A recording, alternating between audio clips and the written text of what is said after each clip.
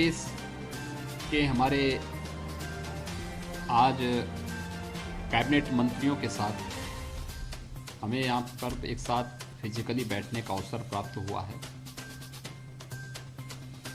Lockdown के बाद ये आज फिजिकली इतनी बड़ी मात्रा में सभी मंत्रीगण कैबिनेट स्तर के लगभग 19 मंत्री इस बैठक में आज यहाँ पर उपस्थित हुए थे, क्योंकि लॉकडाउन के कारण बहुत सारे मंत्रीगण हमारे अभी अपने अपने क्षेत्रों में अपने अपने गृह जनपद में हैं, लेकिन जो मौजूद थे ऐसे 19 मंत्रियों के साथ आज हमने चर्चा की है कि लॉकडाउन के दौरान और लॉकडाउन के बाद की स्थिति क्या होगी, इन सब पर व्यापक चर्चा हुई है। सबने इस बात को महसूस किया है कि भारत जैसे 130 करोड़ की विशाल आबादी के देश को प्रधानमंत्री मोदी जी के द्वारा समयबद्ध ढंग से लिए गए निर्णयों के कारण वैश्विक महामारी कोरोना से बचाने में बहुत बड़ी मदद मिली है। और आगे भी हमें प्रधानमंत्री मोदी जी के गाइडेंस पर भारत सरकार के द्वारा जो भी गाइडलाइन लॉकडाउन के संबंध में बनती है, इसका अनुपालन करना चाहिए। इसी में प्रदेश के 23 करोड़ लोगों के उत्तम स्वास्थ्य के लिए और उनके सुरक्षित भविष्य के लिए यही सबसे उपयुक्त मार्ग है। और इस पर सभी ने इस बात को भी चर्चा की कि लॉकडाउन के बाद प्रधानमंत्री मोदी जी ने जिस तरीके से देश के अंदर प्रधानमंत्री गरीब कल्याण पैकेज की घोषणा की, उत्तर प्रदेश में 2 करोड़ 34 लाख किसान इससे सीधे सीधे लाभान्वित हुए हैं।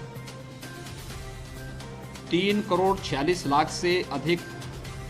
जनधन जो खातेदार थे, ऐसी महिला लाभार्थी इससे लाभान्वित हुई हैं, जिन्हें 500 रुपये उनके बैंक अकाउंट में उपलब्ध हुए हैं। और किसानों को 2 करोड़ 34 लाख किसानों को 2000 रुपये उनके बैंक अकाउंट में देने की सीधे व्यवस्था हुई है, ये मिला है। इसके साथ ही कोरोना के उपचार के लिए और इस पूरी व्यवस्था में कोरोना योद्धा के रूप में जो स्वास्थ्य कर्मी, स्वच्छता कर्मी कार्य कर रहे हैं, भारत सरकार ने केंद्र के हों, प्रदेश के हों, उन सभी कर्मियों को 50 लाख का बीमा कवर भी दिया है। केंद्र सरकार की तर्ज पर जो लोग छूटे हुए थे, उन्हें प्रदेश सरकार की तरफ से हम लोगों ने 50 लाख का बीमा कवर हम लोगों ने भी प्रदेश से उन लोगों को उपलब्ध कराया है जो केंद्र सरकार के उसमें छूट गए थे। खासतौर पर पुलिस है, होमगार्ड है, या जो अन्य सफाई कर्मी थे, उन लोगों को हम लोगों ने प्रदेश से उसको कवर करने की व्यवस्था की है और सभी ने इसको उससे बहुत अच्छे ढंग से इसको स्वीकारा भी है। साथ ही साथ प्रदेश में 20 लाख निर्माण श्रमिकों को, जो भी पटरी व्यवसायी हैं, ठेला खोमचा रेहड़ी लगाने वाले, कुली हैं या फिर पल्लेदार हैं, रिक्शा, ई रिक्शा, विश्वकर्मा श्रम सम्मान से जुड़े हुए धोबी है, मोची है, नाऊ है, इस प्रकार की जो 15 कैटेगरी से जुड़े हुए कामगार हैं, ऐसे 15 लाख लोगों को भी 1000 रुपये का भरण पोषण भत्ता देने की व्यवस्था प्रदेश सरकार ने की है। और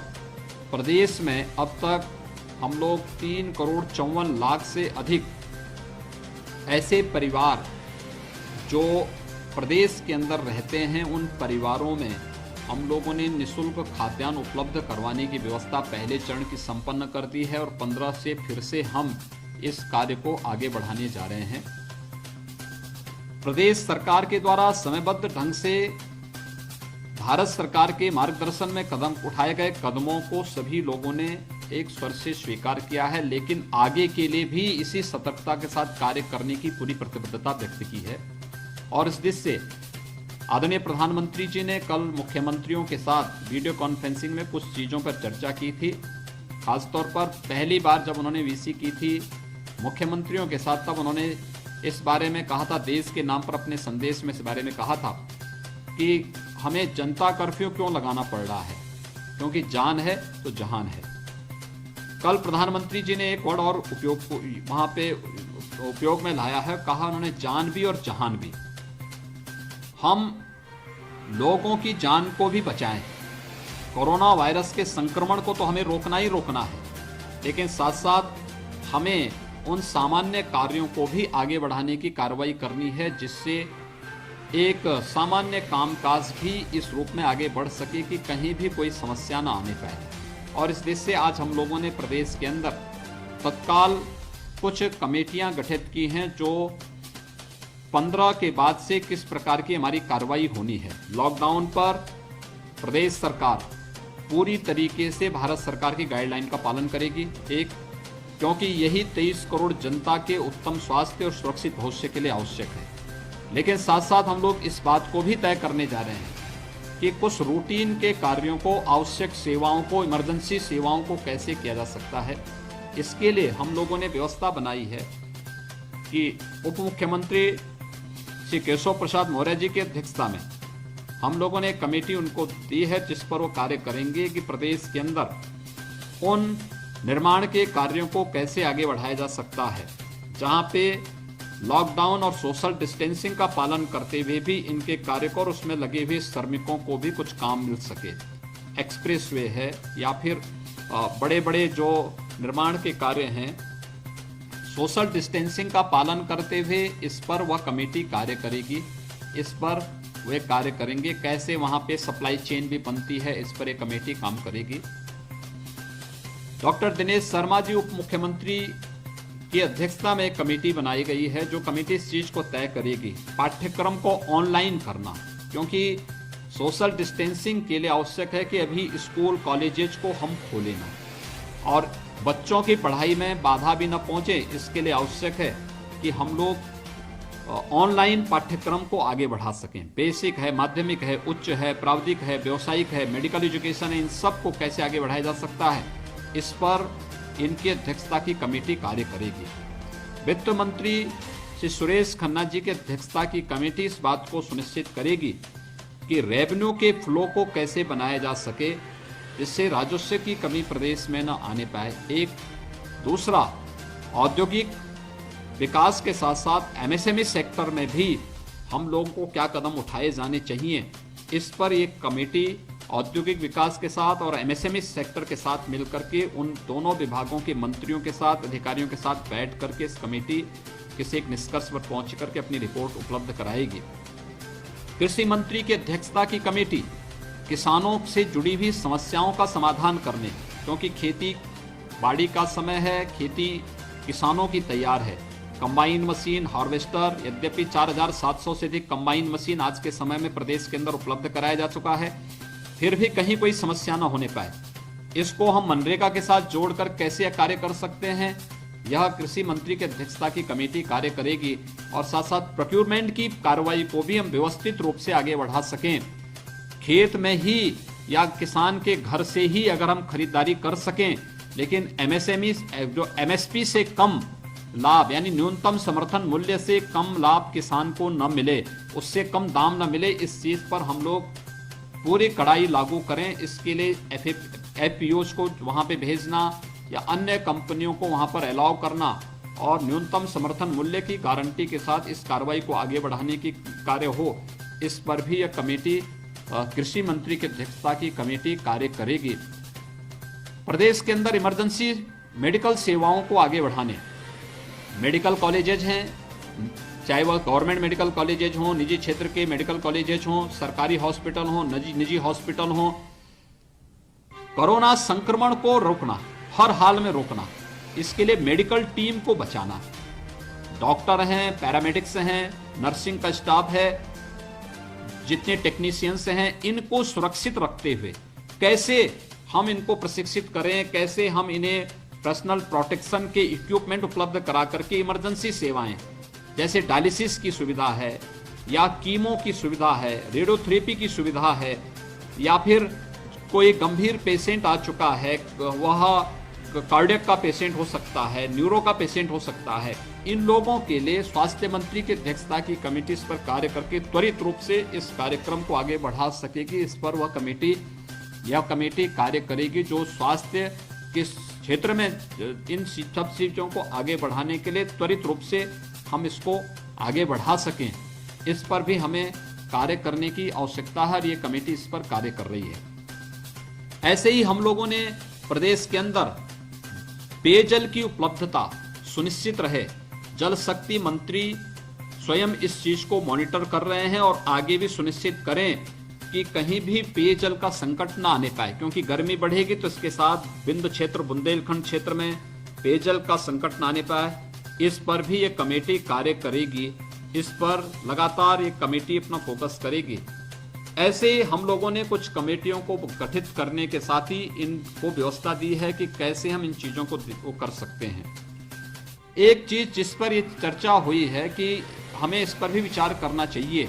कि 14 दिन जो लोग शेल्टर होम में रह चुके हैं, उसी जनपद में हैं, उनको एक बार जांच करवा करके फिर सुरक्षित 14 दिन के होम क्वारंटाइन में उनके घर में भेजने की व्यवस्था हम करें। खाद्यान्न की आपूर्ति उनको लगातार हो, इसके बारे में खाद्यान्न का पैकेट भी उनके साथ ही वहां जाएगा। ये चीजें हम तत्काल रूप से लागू करने जा रहे हैं। 14 अप्रैल ये महत्वपूर्ण तिथि है और इसमें हम लोगों ने अनुरोध किया है कि 13 और 14 को खासतौर पर खालसा पंथ की स्थापना, हमारे सिख पंथ से जुड़े हुए जो हमारे बंधुगण हैं उनसे जुड़ा हुआ एक महत्वपूर्ण आयोजन होता है। सबसे अपील की गई है कि हम लोग कोई भी पब्लिक फंक्शन न करें, आयोजन अपने घरों में रह करके अकेले करें। ऐसे ही बैसाखी का कार्यक्रम है, कोई भी पब्लिक फंक्शन नहीं होंगे, क्योंकि कोरोना का एक ही उपचार है, लॉकडाउन और सोशल डिस्टेंसिंग। इसका अनुपालन हर हाल में हो, इसको हम लोग इसको लागू कर सकें। तो एक चौथा, इसके बारे में एक और चीज है कि 14 अप्रैल को बाबा साहब डॉक्टर भीमराव अंबेडकर जी का जयंती का कार्यक्रम पड़ेगा। तो उनकी पावन जयंती के अवसर पर सभी मंत्रियों से, सभी अधिकारियों से, सभी जनपदों से इस बारे में कहा गया है कि कार्यालय में केवल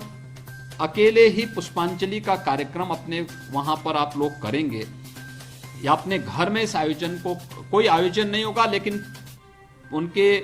फोटो पर माल्यार्पण और पुष्पांजलि का कार्यक्रम वहां पर आयोजित हो जाए, इसके बारे में करेंगे। पब्लिक फंक्शन कोई न हो, इसके बारे में अपील हर स्तर पर जारी होना चाहिए। इसके साथ ही ये भी व्यवस्था कि आगामी पर्व और त्योहार हैं, जैसे 23 अप्रैल से रमजान के कार्यक्रम पड़ेंगे। हम लोगों की अपील होगी, सभी जितने भी मौलाना हैं, मौलवी हैं, उन सभी से और सभी धर्म गुरुओं से भी मेरी अपील होगी कि कोई पर्व और त्योहार पब्लिक फंक्शन न हो, कोई सामूहिक आयोजन न हो, क्योंकि ये आयोजन बीमारी और संक्रमण को बढ़ा सकता है। इस दृष्टि से इसके बारे में भी किया गया है। इसके साथ ही सभी मंत्रियों से इस बारे में कहा गया है कि 15 अप्रैल से वे अपने कार्यालयों में बैठे सामान्य कामकाज को निपटाएं। अपने प्रभारी जनपदों में जो वहां पे शासन से जुड़ी हुई केंद्र और प्रदेश सरकार की गरीब कल्याणकारी योजनाएं हैं, इनकी मॉनिटरिंग करने के साथ साथ विभागीय कार्यों को संपादित करने की व्यवस्था करें। विशेष सचिव स्तर के ऊपर के अधिकारी भी कार्यालय में आएंगे। सोशल डिस्टेंसिंग के लिए मंत्री के साथ बैठ करके प्रमुख सचिव और अन्य जो अधिकारीगण हैं वो इस बात को सुनिश्चित करेंगे कि किन कर्मचारियों को आना है, उसकी भी कैटेगरी ये लोग तय करेंगे। इसको हम लोग तत्काल प्रभाव से लागू कर रहे हैं। लॉकडाउन के बारे में आगे की कार्रवाई क्या होती है, भारत सरकार की गाइडलाइन जो आएगी उसका अनुपालन हम लोग उत्तर प्रदेश में करेंगे। ये आज के दिन पे आवश्यक था और इसके अनुसार जो कार्रवाई हमने प्रदेश स्तर पर की है, आज की जो बैठक हुई इसमें चर्चा हुई है और आवश्यकता पड़ेगी तो हम फिर बहुत शीघ्र सभी मंत्रीगण एक बार फिर से बैठ करके प्रदेश के 23 करोड़ लोगों के हित में जो भी आवश्यक कदम होंगे उन कदमों को उठाएंगे और उसके अनुसार फिर हम लोग कोरोना वायरस के खिलाफ आदरणीय प्रधानमंत्री जी के नेतृत्व में जिस लड़ाई को भारत लड़ रहा है, उस लड़ाई को हम सफलतापूर्वक